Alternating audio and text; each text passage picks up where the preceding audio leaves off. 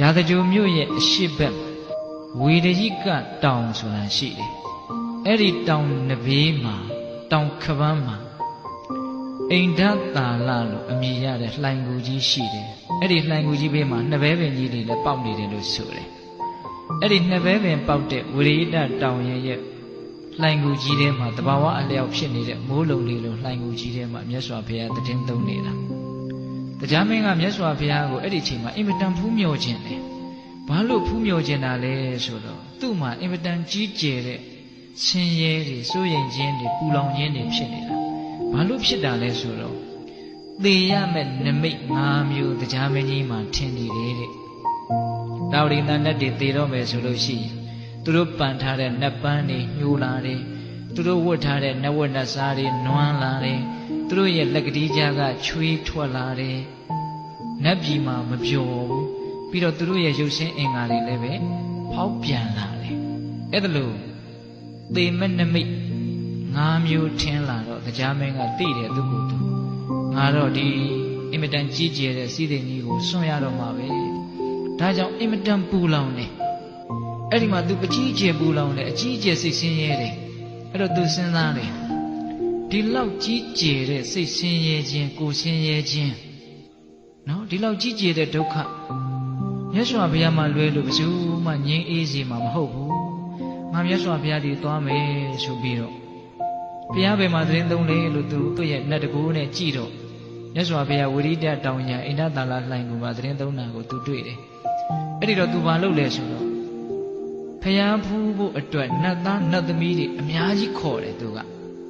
သူတယောက်တည်းသွားတာမဟုတ်ဘူးအများကြီးခေါ်တယ်အထူးသဖြင့်ပြင်စတိခတ်ခေါင်းဆောင်တဲ့နတ်တွေအများကြီးခေါ်တယ်ဘာလို့ခေါ်တယ်လဲဆိုတော့သူကလွန်ခဲ့တဲ့2ရက်3ရက်လောက်တုန်းကဖျားသွားဖူးသေးတယ်ဗျ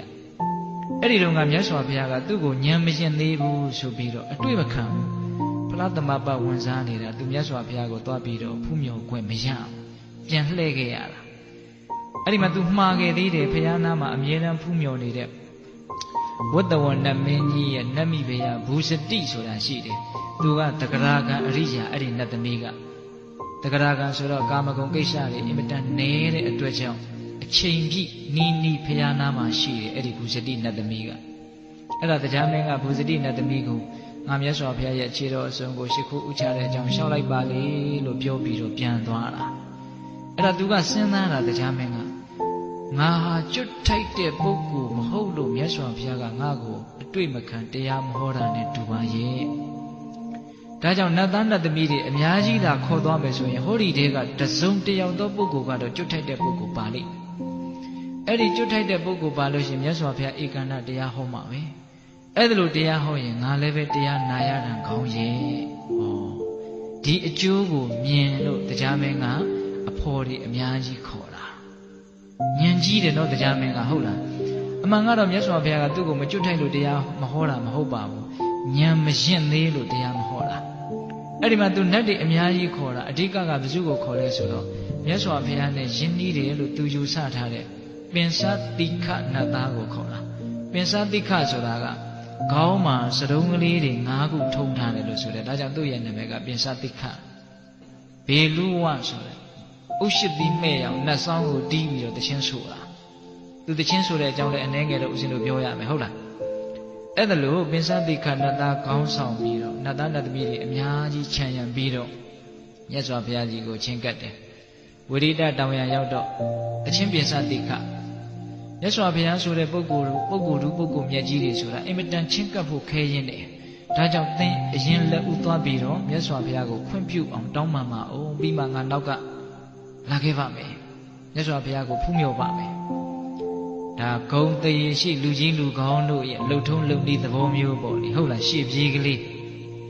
အဲ့ဒီလိုနတ်သားတွေနတ်သမီးတွေပြင်စတိခါတို့အုပ်စုတရားမင်းတို့အုပ်စုအဲ့ဒီတောင်ရံကိုရောက်သွားတော့ညာချမ်း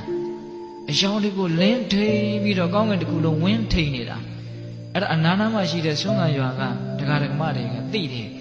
တကူကြီးတဲ့နတ်တွေပြမာတွေမြတ်စွာဘုရားကိုစီကပ်နေတာ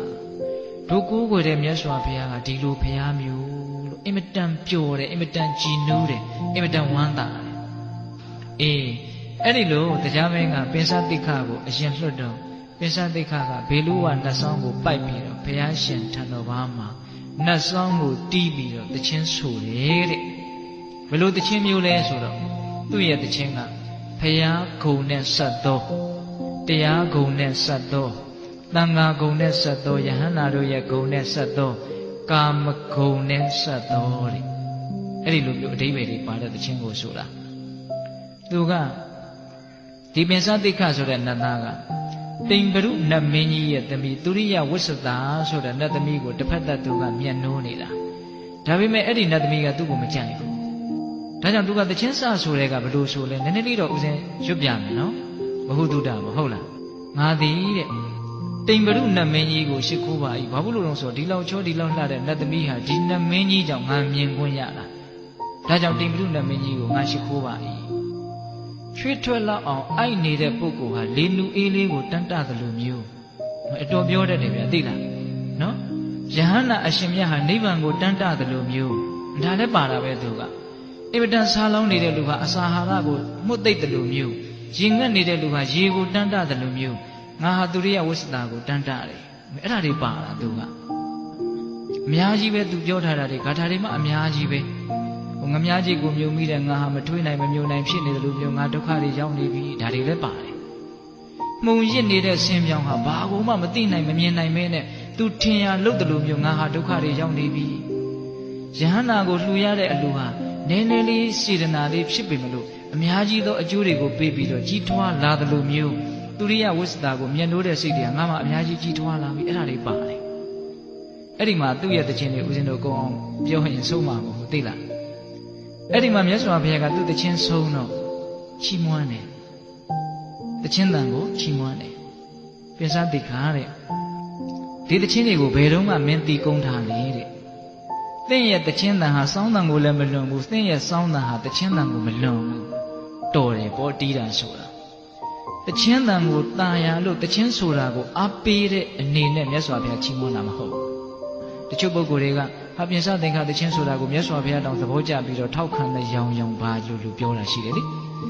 အမြန်ကဘာကြောင့်မြတ်စွာဘုရားကဒီတခြင်းတန်ကိုချီးမွမ်းတာလဲဆိုတော့တကယ်လို့ဒီလိုအတိအမှတ်မပြုဘူးမချီးမွမ်းဘူးဆိုရင်မြတ်စွာဘုရားလက်မခံမှုနဲ့တူရဲ့ဆိုပြီးပြန်သွားလို့ရှိရင်မတ်ဖို့ဒီဟူသောအကျိုးစီးပွားအစစ်အမှန်တွေကဆုံးရှုံးမှဆိုးလို့သူတို့မပြန်အောင်လို့မြတ်စွာဘုရားကဒီတခြင်းတန်ကိုချီးမွမ်းလိုက်တာ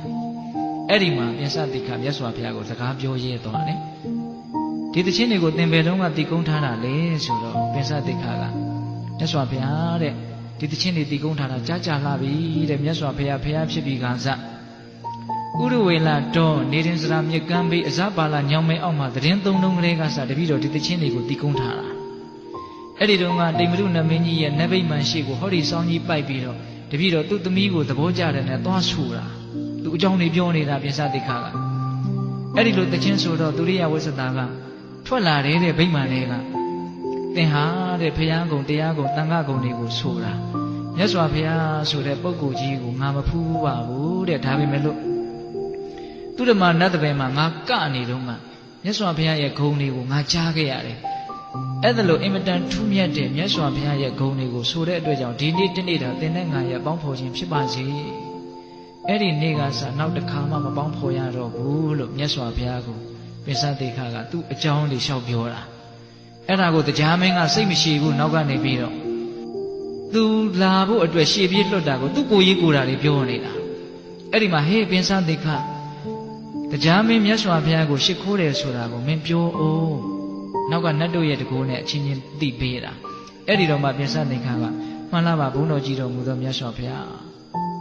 တရားမင်းကမြတ်စွာဘုရားကိုရှ िख ိုးကြတော့ပါဘုရားအဲ့ဒီမှာမြတ်စွာဘုရားကတရားမင်းကြီးချမ်းသာပါစေဘာဖြစ်လို့လဲဆိုတော့မြတ်စွာဘုရားဆိုတာတတ္တဝါအလုံးချမ်းသာတာကိုမြင်ခြင်းနဲ့တဲ့အဲ့ဒါလိုလေးအမိန့်ရှိတော့မှတရားမင်းကအချမ်းရံနေတဲ့ဂူထဲကိုဝင်လာတာ